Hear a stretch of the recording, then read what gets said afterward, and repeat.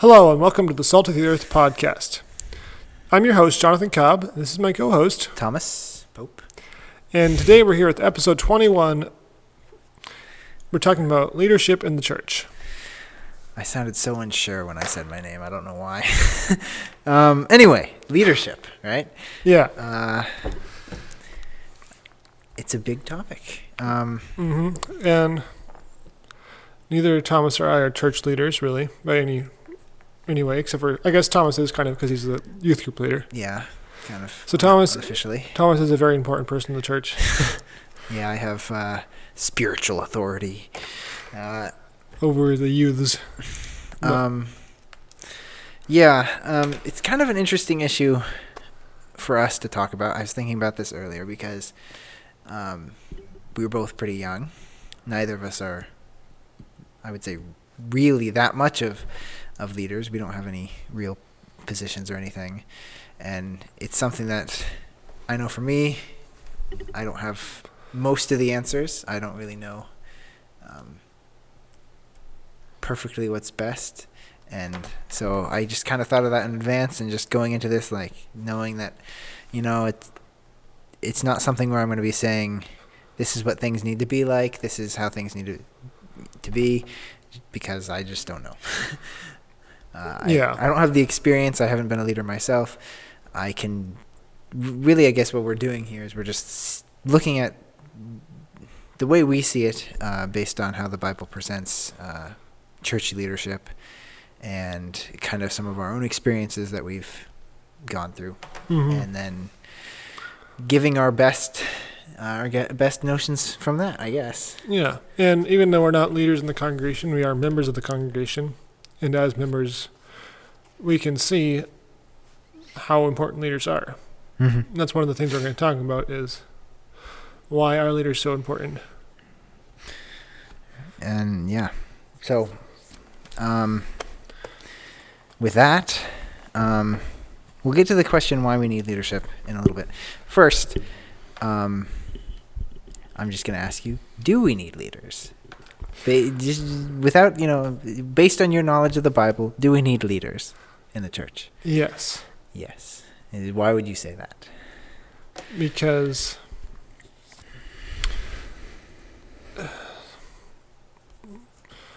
we all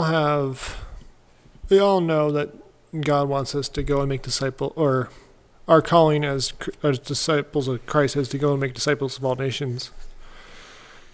But we also know that part of being a member of the body of Christ is fellowship and unity. And part of the reason we have fellowship and unity is so we can work as a team. And in order to work as a team, you need leaders. Right. If it was a solo calling, something we could easily do on our own and do it well on our own, then it wouldn't be so much of an issue. But really, there's no real way to go it alone.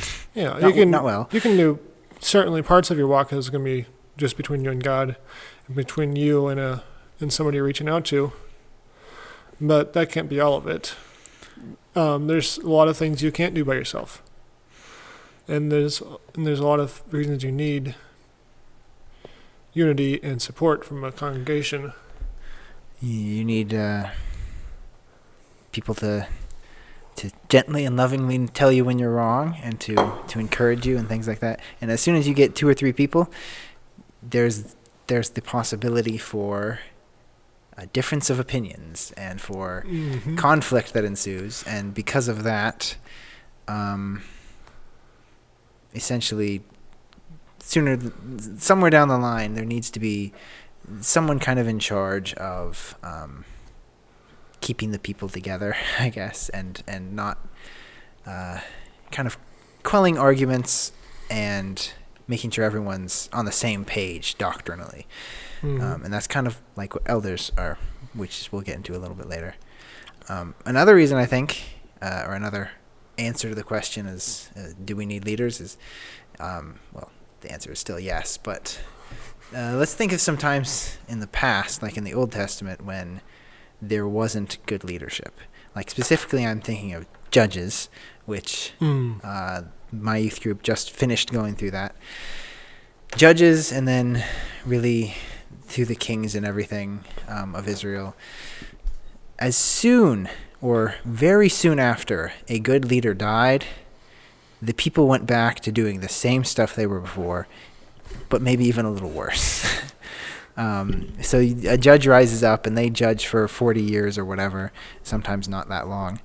And then as soon as they're dead, and maybe the same people of that generation are dead, then everyone goes back. They kind of start doing, and it repeats the line several times in Judges, in those days there was no king, and everyone did what was right in their own eyes. Mm-hmm. That's kind of what they're like. So when you don't have someone to unify people, they're going to do what they think is best. And unfortunately, a lot of times, what we as humans think is best differs from what God wants for us. Yeah.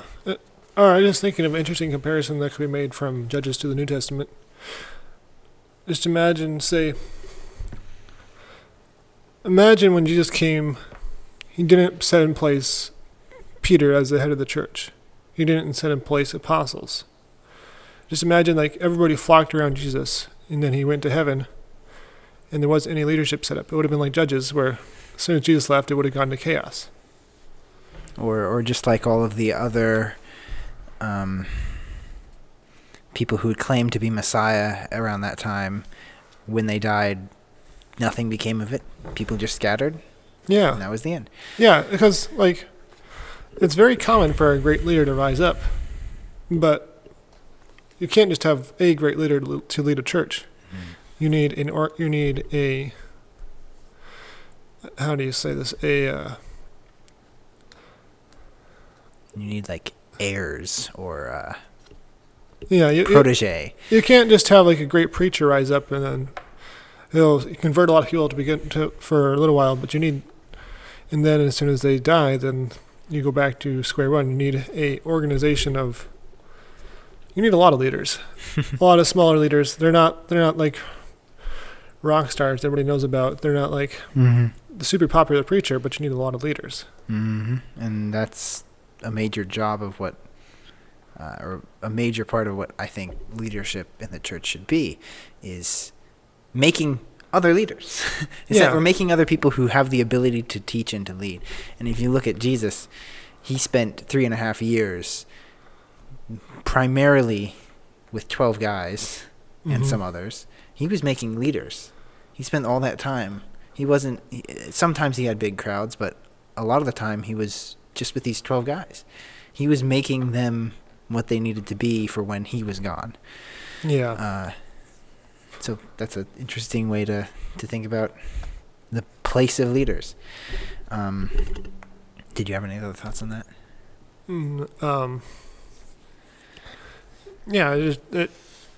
Jesus' example is a good example to follow, is that, Jesus didn't spend all his time focusing on large crowds.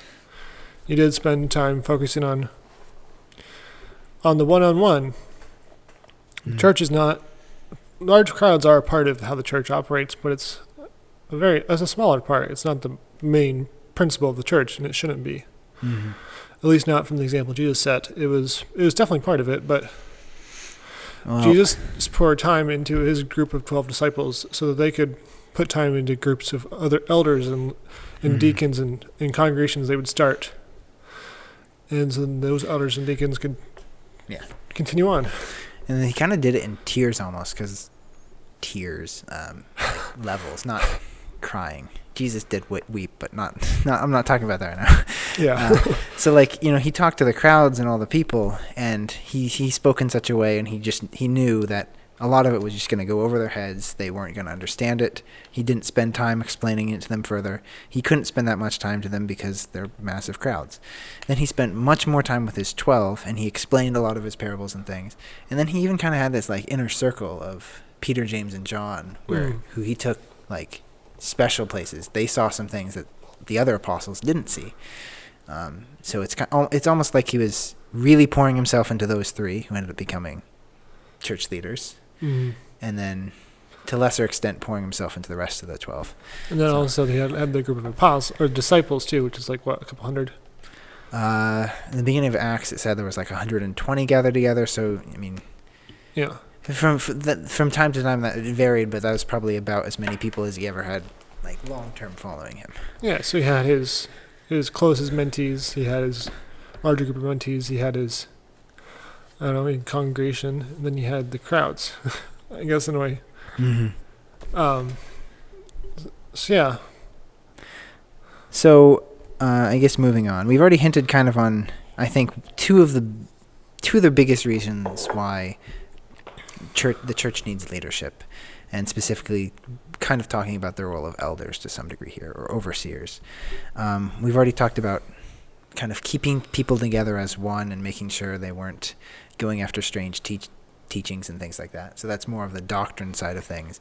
And then also training future leaders or future Christians, making them stronger and more mature. So kind of a very discipleship focused is the leader is not in it to just be a leader. He's in it to keep things going. It should be a snowball effect kind of thing. Mm-hmm. So there are a couple of passages that more specifically state these purposes. Really, when we're talking about overseers, the two big passages are in 1 Timothy 3 and Titus 1, where it lists the qualifications of elders and things. But in each passage, it also mentions a little bit about why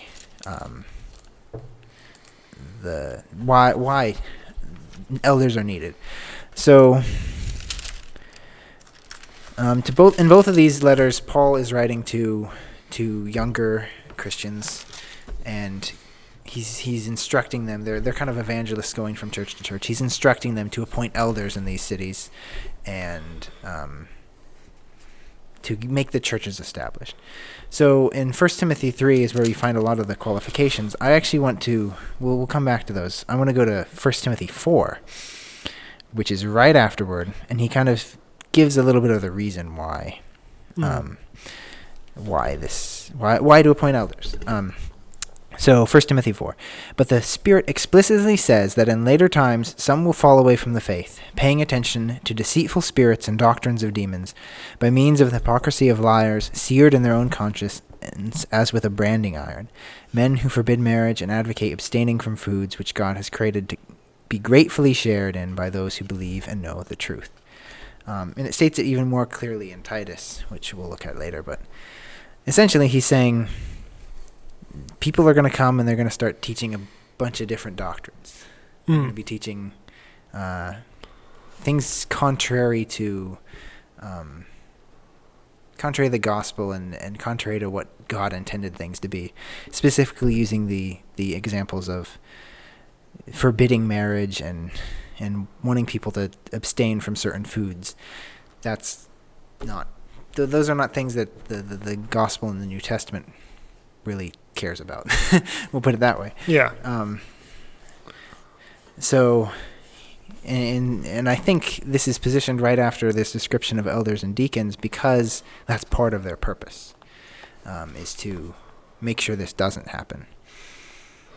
And again, I want to look in Titus Chapter 1 real quick. Verse 10. So this is, again, right after Paul has given the requirements for elders. And it says, "For there are many rebellious men, empty talkers and deceivers, especially those of the circumcision, who must be silenced because they are upsetting whole families for this, teaching things they should not teach for the sake of sordid gain." And then it goes on describing some more things. So again, we have this idea of people teaching deceitful doctrines, people doing it for their own benefit. They're deceiving people. They're teaching things that are false. That is why Paul was telling them to appoint elders in these churches, why these churches needed elders, to keep that from happening. Yeah. Mm-hmm. I think of I don't know where Well, I know. I feel like somewhere there's a metaphor of sheep and wolves, of like wolves coming into the flock. I don't know where exactly that is, but it would be along the same line of the congregation needs to be protected to some degree. Yeah. The elders, the more mature people in the congregation should be protecting the less mature from false doctrine and from Satan's attacks, which come in the form of false doctrine. Mm-hmm. And then that just, the way that's done is by through eldership. And, yeah. We can't, less mature Christians can't always spot Satan's attacks. Well, a less mature Christian is still forming their idea of what is right and how things work, and they're very liable. Anyone's really very liable, especially early on, though, of hearing something and saying, I guess that kind of makes sense, and then going with it, and making that a belief, and then later down the road, they may not let go of that belief just because that's what they were taught at one point. Yeah. They may not know exactly why they believe that. They may not be able to back it up, but they believe it strongly. Yeah. And especially in a congregation, if this kind of thing isn't kept in check, then, first one thing slips in, slowly, maybe just through one person. It could even be unintentional. Sometimes like here in Titus, sometimes there are people who are intentionally trying to teach different things for their own gain, but it could also be unintentional as something slips in and then other people start doing it, and then eventually leads to other things. It spreads. It's a little leavens the whole lump,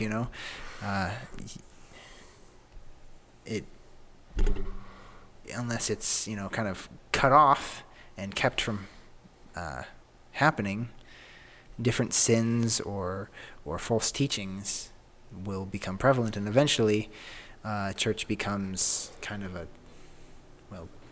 its beliefs aren't very strong. What does it believe anymore? It's shaky on so many grounds, and people are doing different things. And then it becomes impossible to have real unity among a bunch of different people. It becomes impossible to have unity among a bunch of different people who believe wildly different things, Mm-hmm. So that's kind of where that leads without overseers kind of keeping track of things. So another thing we hit on with others, which you and I both think is very important, is that elders should be involved in discipling. Mm-hmm. It's not just a matter of, they're holding this office and they remain in that office until they leave or die or whatever, and then somebody else takes the office. The entire time they're kind of preparing the next people, or preparing people to then go to other churches, in theory. Yeah. Everybody in a church should be discipling to some extent.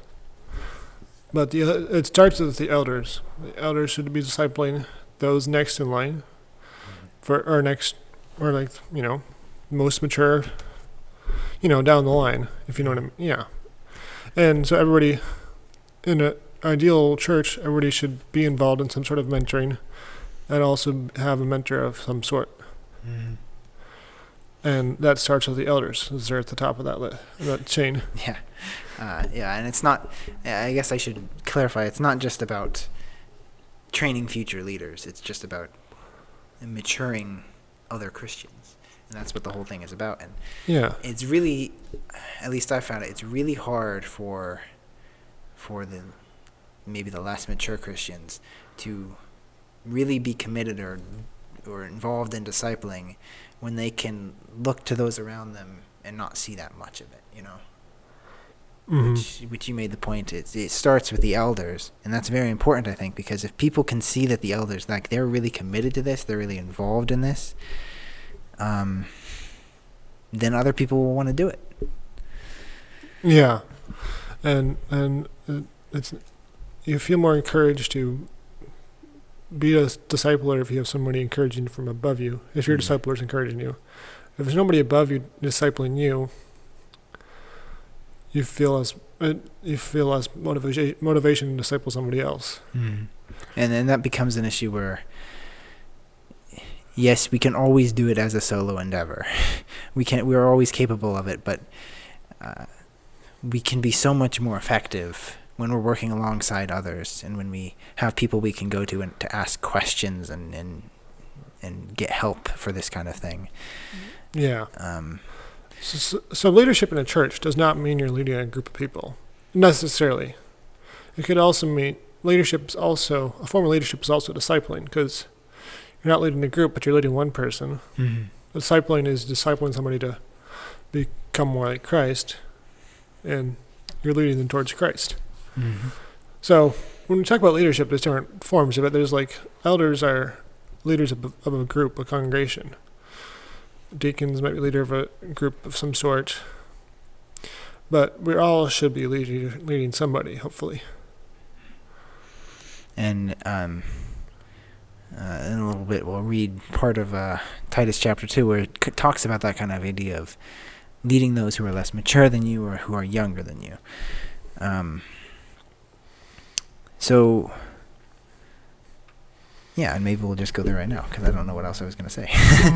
So, Titus Chapter 2, so this is even further after Paul has given the qualifications for elders and the reason for them.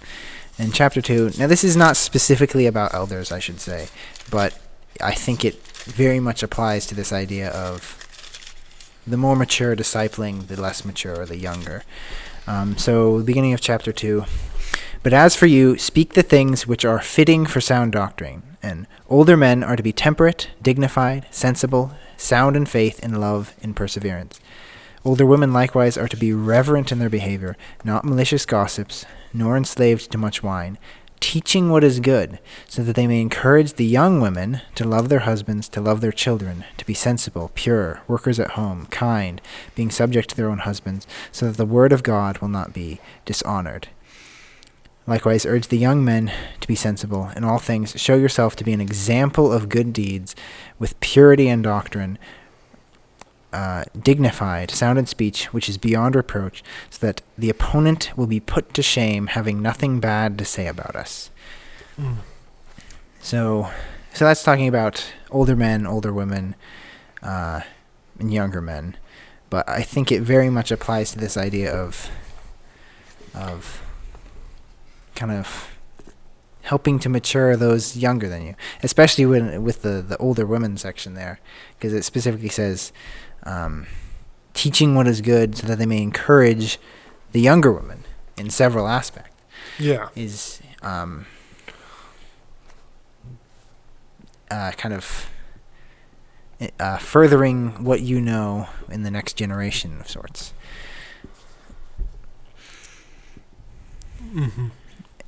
And an important...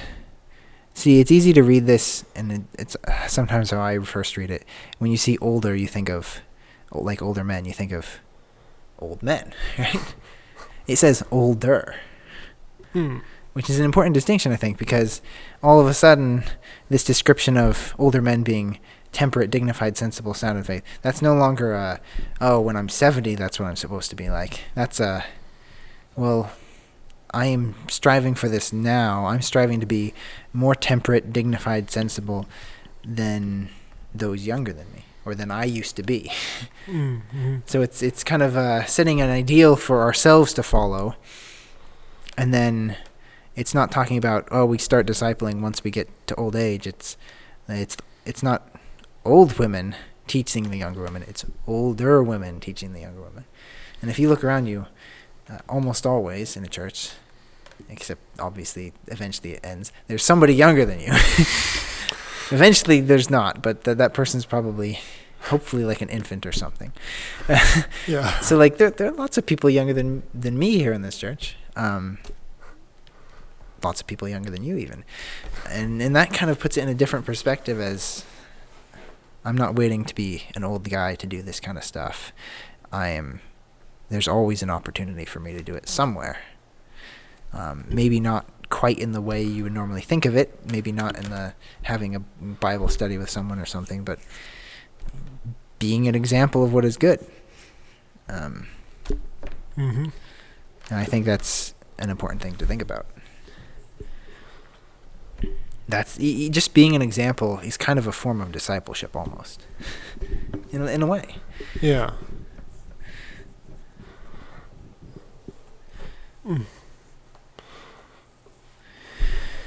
So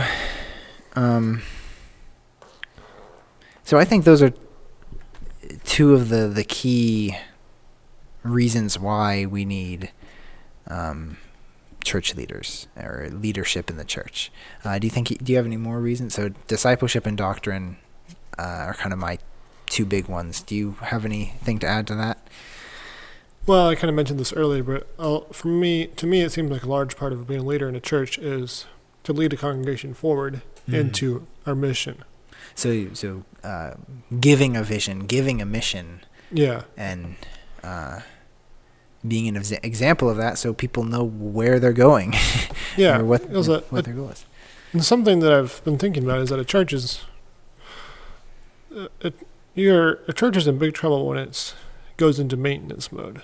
I mean, yes, in the maintenance mode, the elders are still like watching doctrine and maybe discipling people to become the next leaders, but that's not all there is to it. There's also, you got to get out of maintenance mode and you got to start going into moving forward mode. Your church has a mission. Your church should be, you should have a vision, a goal. You should be sending people out to start new churches. Should be, ultimately, the goal and mission of every church should not end at the doors of that church. It should spread beyond that. Eventually, there should be people in the church who are capable of going and starting another church or strengthening another church, establishing it. They should be able to go out and do that, and some of them should be eventually. That's kind of part of the goal. Yeah, and the church not only so the church needs to be moving towards a direction, and that comes from the church leaders. It doesn't necessarily not saying which form of church leadership should be in charge of that, whether it's like an evangelist or an elder or whatever. But hopefully both at once. Hopefully both. But there should be a leadership in the church that is pushing or pulling the congregation forward. They should. There needs to be a unified vision, and really, only people who can effectively establish that vision are leaders. Some form of a leader in the church. So I think here in our church, the mission is to make disciples who make disciples. I think that's our mission statement or whatever. And it's stated from time to time and in sermons or whatnot, but it's not really. It's kind of our mission, but it's not really our mission, if that makes sense. It's something we say is our mission, but it's not. The vision really isn't there. There's no one kind of spearheading it very much, and so it's not really happening that much. And so to your point is, you have to have leaders to not only have a mission, not only say you have a mission, actually be moving forward towards that mission. It's like so many companies, they have their mission statement that they have hanging on the wall somewhere, and they state their values or whatever, but then nobody goes by them. Then what point does it have? And I don't think I think you have to be careful when comparing a church to a company, but we can make an example here for a second. In a company, you need to have people that are maintaining what you are doing, keeping everything running. You need to have people you need to be training in new management, new leadership. You need to be preparing for the future. And then you need to have people that are pulling the company forward, expanding, focusing on what's ahead. So it's to me, that's the same in a church. People that are maintaining. And in my mind, that would be kind of what you consider like an elder. Or no, a deacon, rather. A deacon. Like, well, both, I guess there's two types of maintenance. There's like physical maintenance, and then there's like spiritual maintenance. So I guess both elders and deacons. Then you need to be preparing for the future, and then you need to be moving your church forward. Mm-hmm. And so those are the three main things that I can think of right off the top of my head, or I can think of as far as why we have leaders. Mm-hmm. So doctrine, discipling, and then vision and forward motion, however you want to say that. I don't know of one word. Yeah, and I feel like with the lack of forward motion, if you have good discipling and good doctrine and good maintenance, but with the lack of forward motion, people get bored and fall apart. Mm-hmm.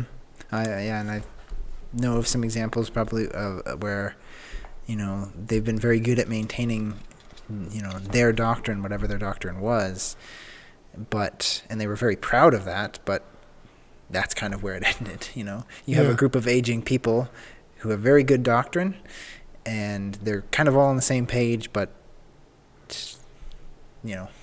every time someone reaches young adulthood, they move away, and so there's an aging population, and no new Christians are coming in. Yeah, no outreach is going on either. Yeah, for the fun of it, let's think of another scenario. Say you had good forward motion, but say you didn't have good, you weren't preparing for the future, weren't training in leaders. You could grow a huge church with one great leader that started the church. Then as soon as that great leader retires or dies, church crumbles. Okay, say for example, you have good forward motion, you have good preparing for the future, but you don't have good spiritual or doctrinal maintenance. You have maybe a very very good, skilled preacher who's maybe not as solid doctrinally or isn't kept back as much, and he's going to start saying what the people want eventually, maybe. Yeah, you could have a really good founding preacher who starts, maybe he has really good doctrine, then he retires or dies, somebody replaces him, he's not quite grounded doctrinally, he doesn't really get reproved, and then other people that aren't as grounded doctrinally start teaching, and then that keeps continuing going on and on until you eventually lose. And if you have that motion on the outside, the physical factors of success or whatever, the church could be growing. There could be a lot of, even missionaries and things going out, but they've decayed doctrinally to the point where they're not really in line with what the Bible teaches very much. Yeah. And so eventually, eventually, it's to this point where, yes, in some ways this church is really successful, but also they're kind of hurting God's kingdom in a way because they're being very successful at spreading some false doctrines, Yeah. That's another possibility. You kind of have to have all three. Yeah. and for what I've seen is you may think it's okay to have good, if you have good maintenance and good future preparation, but from the fresh example in my mind, that doesn't do you well either. Because even if you have really solid doctrine and you have really solid members that are rising up, without the forward momentum, you won't have unity. And especially if it comes after a long period of very little forward momentum, to where things have kind of almost stalled completely, and the vision is hardly there. The doctrine may still be there, but things kind of need to get jump-started again. They need to get moving again, and it's up to in many cases, a different generation of people to do that. And it's a difficult process. The ideal is you get to a point where it's self-sufficient. You're training the next generation and you're preparing for the future. If you stop doing that, then no matter how much forward motion or vision you have or how good your doctrine is, you're going to slow down. You're going to decay. Yeah. And sometimes that happens anyway. But yeah, so those are three like main purposes of leadership. And I guess, is there anything else that we can think of? I think that pretty well encapsulates. I know,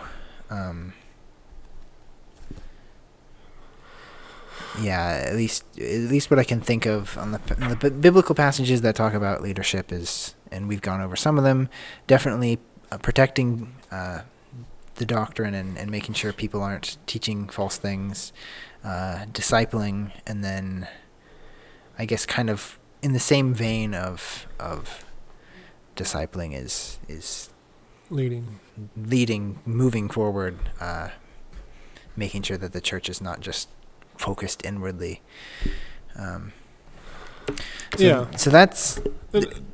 And I guess an example of that from the Bible, as far as moving forward leading, would be like evangelists like Paul and Timothy, going around starting churches, going around and encouraging and like appointing elders and stuff like that.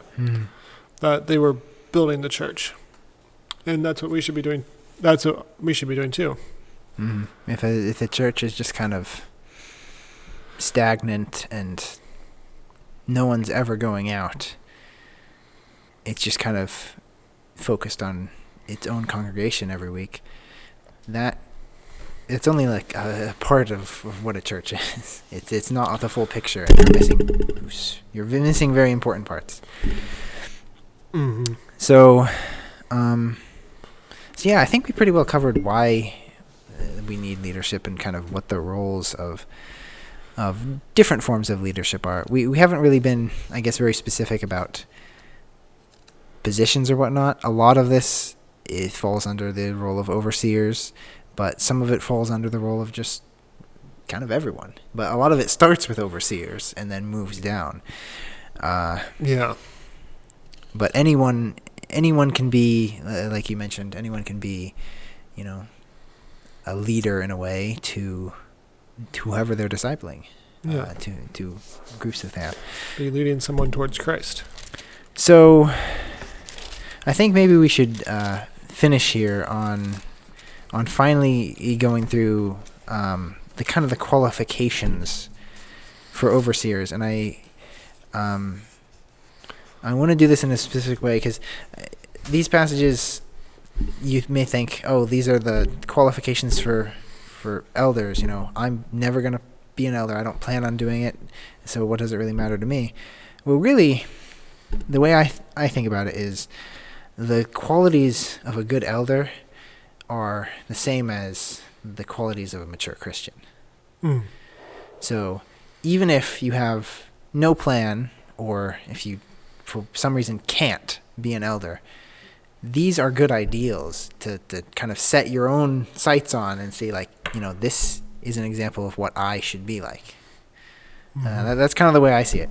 So as we go through this, whatever your position, whatever your place you are in life or what your plans are for the future, these can apply to you. So are we starting with the one in Timothy or Titus?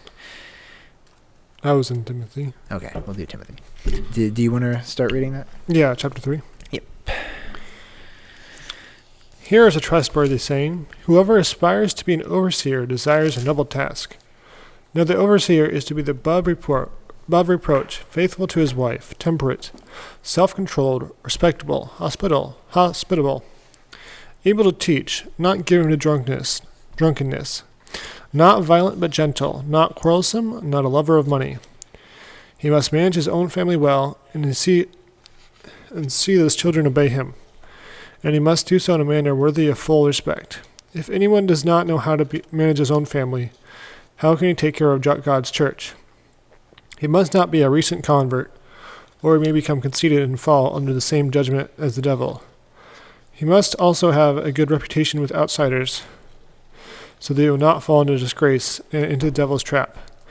In the same way, deacons are to be worthy of respect, sincere, not indulging in much wine, not pursuing dishonest gain. They must keep hold of deep truths of the faith with a clear conscience. They must be first tested, and then if they have nothing against them, let them serve as deacons. In the same way, the women are to be worthy respect, not malicious talkers, but temperate and trustworthy in everything.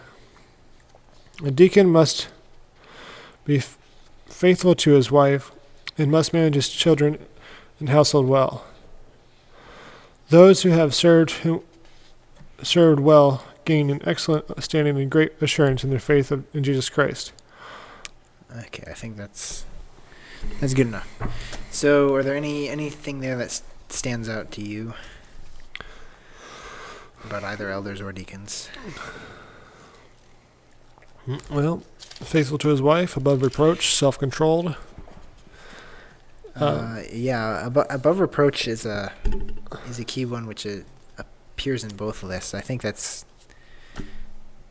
really core to someone who's going to be in a role of leadership in the church. They need to not have a whole bunch of things that someone could point to them and say, well, what's all this, all this sin and all your bad reputation? And especially for people outside the church seeing that, it even mentions, they have to have a good reputation for those outside the church, because if they've been known to do something bad outside the church, or they're known as, swindlers or something like that, that's going to reflect poorly on the whole church. Yeah. That's an important one. One that sticks out to me is, for elders especially, is able to teach. And I think of the passage in Corinthians where Paul tells them, by now you ought to be able to teach, but you are needing to be taught, again, the most basic principles. This idea of a mature Christian should be able to explain their faith, should be able to, if someone asks them, they should be able to say, here's what I believe and why I believe it, and give a general overview. I don't think it's necessarily talking about, well, for here it might be, but teaching as in you need to be able to preach or lead a class or small group, but you should be able to explain your faith. I think that's really key. Yeah.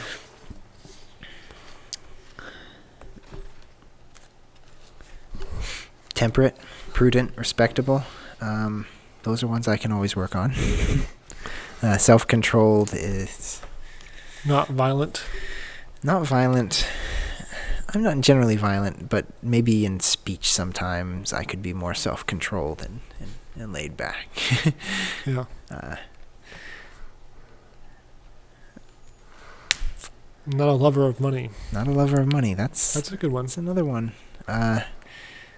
So what does that say about being a lover of money if Paul specifically states that an elder should not be this? It's not a good thing for Christians in general, I think. Yeah, and lover of money is not a very defined term, but Lover of stuff. There's more general even. I just, for me, it seems like you should be cautious about appointing someone to eldership who has a lot of stuff. You can usually see in someone's life if they are... You can usually see the evidence if someone is a lover of money or stuff, Yeah. It'll be in what they talk about and how they spend their time or whatnot. Yeah. You can usually tell pretty easily. And so it's a good indication of where people's hearts are, whether they're here on this earth or in heaven.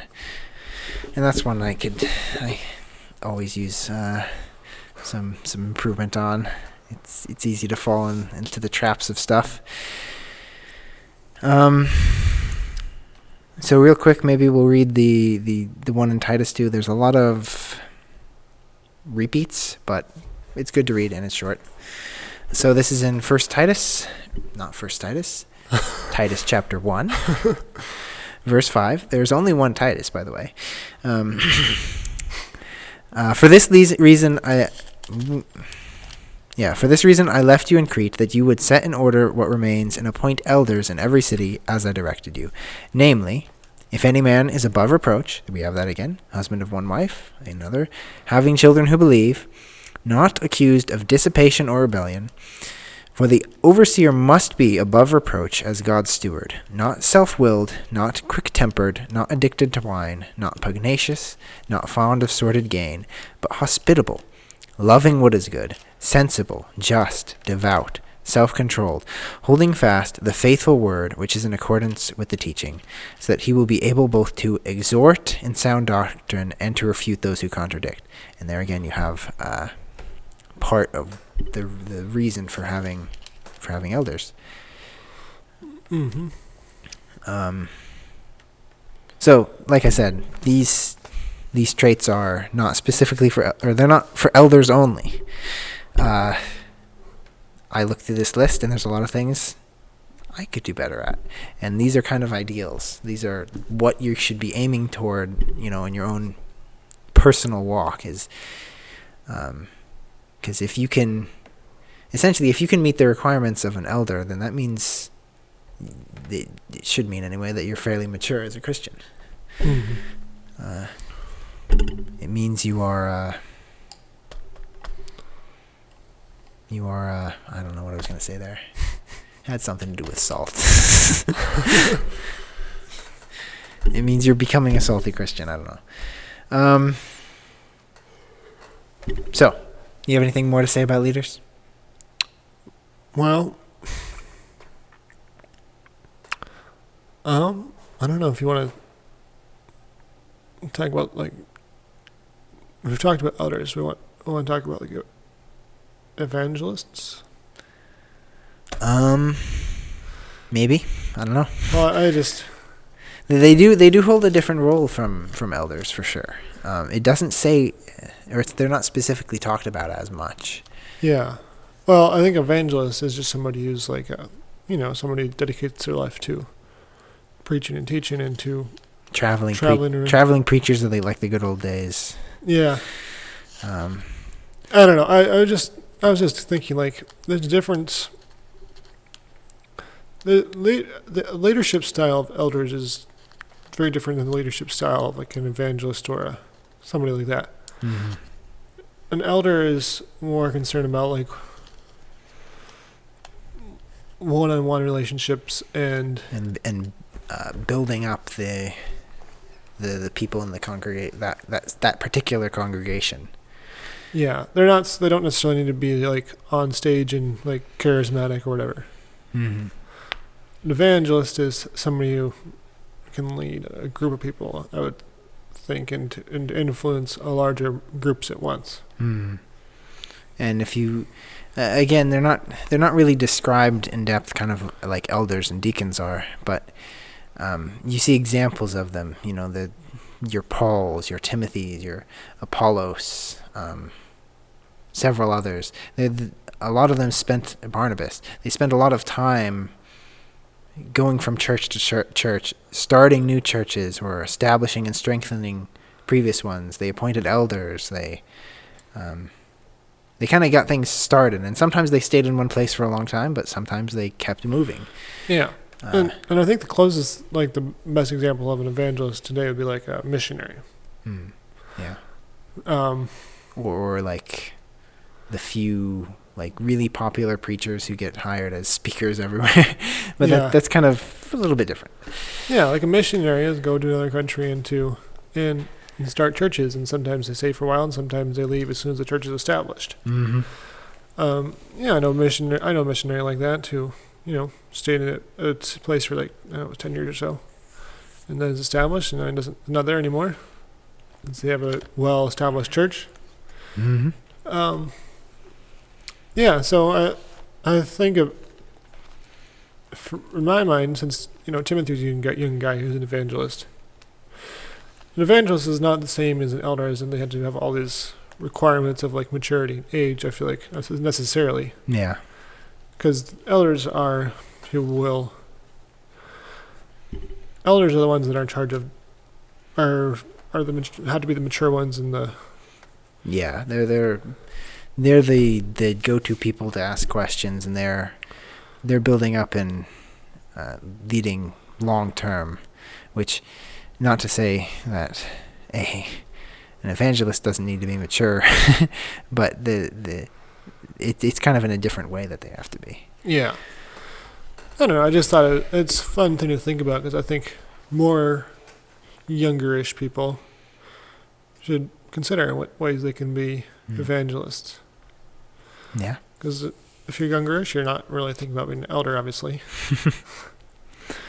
So. Most people wouldn't even let you. Yeah. We don't really see the biblical. So missionaries are kind of the closest thing, but apart from them, and even some missionaries aren't like that. We don't see a lot of the biblical example of what an evangelist was like, or a minister, you might call them, because a lot of times becoming a minister, or sometimes a lot of times people refer to them as pastors of a church, is kind of like that's your job, that's your place, and in some ways that's almost more like a paid senior elder in ways, and then some people refer to them as that, and then they'll stay there, and their goal is just a lot of times to stay there. The biblical example is your goal is to get the church there strong, and then once they are capable of sustaining themselves, you move on. Yeah. It's a very different, and I don't think everybody has to do that. I don't think we should. I'm not trying to say, oh, every preacher needs to move on as soon as the church is strong, but I think that is kind of a missing dynamic to a large degree. Well, I think a congregation should.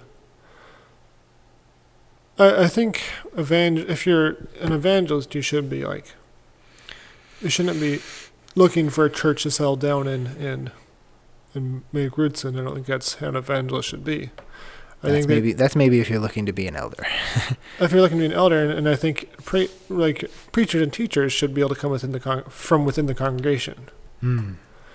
So instead of having somebody go to a congregation to preach and teach, they could go to a congregation to encourage and uplift and strengthen, and then move on. And preachers and teachers should come within the congregation, from within, and then, yeah. And then that congregation should in turn send out their own evangelists to other places. Mm-hmm. And I think maybe the closest thing to that we have nowadays is whenever there's like retreats or rallies where people come from multiple churches, or a preacher from a different church will come as a guest speaker or something like that. That's kind of an example of that. It's generally not that often, but yeah, it is done. And yeah, so it's just an interesting thing to think about, like, how can we be evangelists, and what way could I be an evangelist? I don't think, or do some sort of work like that. Yeah. It doesn't have to be like a preacher type of thing. It could be different. You don't necessarily need to call it an evangelist, but You're just using the word because that's what we're talking about. Yeah. That's a good thought. Is in line with we should be able to teach is. Well, it's kind of that same idea. Is we should be able to go somewhere and teach or encourage people if we, wherever we go, really. And not everybody should. I don't think that's everybody's calling, but no. I think for people like me, you and I, is somebody who it's not about. We are internet evangelists. Not really. Nice. Not really, but yeah, something to think about anyway. Closing thoughts. It's been a good episode. Yes, we have talked about lots of types of leadership. Really just a couple types. Yeah. Leadership is something that I really like to think about and feel passionate about because it's something that I do in my job, and I really enjoy it. Mm-hmm. And I like to see it. And I'm somebody that really values good leaders. And I think the church could better recognize how important leaders are. Anyone who's worked a number of jobs knows how much of a difference a good manager or leader makes on the job. And that's the same way with the church. Not to make another company comparison, but good leaders they can make an effective church. Yeah. Lack of leadership or bad leaders does the opposite. I think people start to undervalue leaders when they don't have good leaders. That's kind of a problem. Yeah, that's true. And I think we need to realize that how important leaders are. mm-hmm. Because it's the same way with the job. If you have bad leaders, the company culture goes down. You start being less effective. Your good employees leave. You don't have good employees. Your good employees leave, or they become bad employees. Then your business becomes less effective. I'm thinking of a fast food joint right now that I used to work at. Yeah. So I have never worked at fast food, so haha. So yeah, it's just something that we need to realize that having good church leaders is very important. They have a purpose, and they are much needed. Yeah. All right. Well, I think that concludes it. This has been episode 21. Thank you for watching.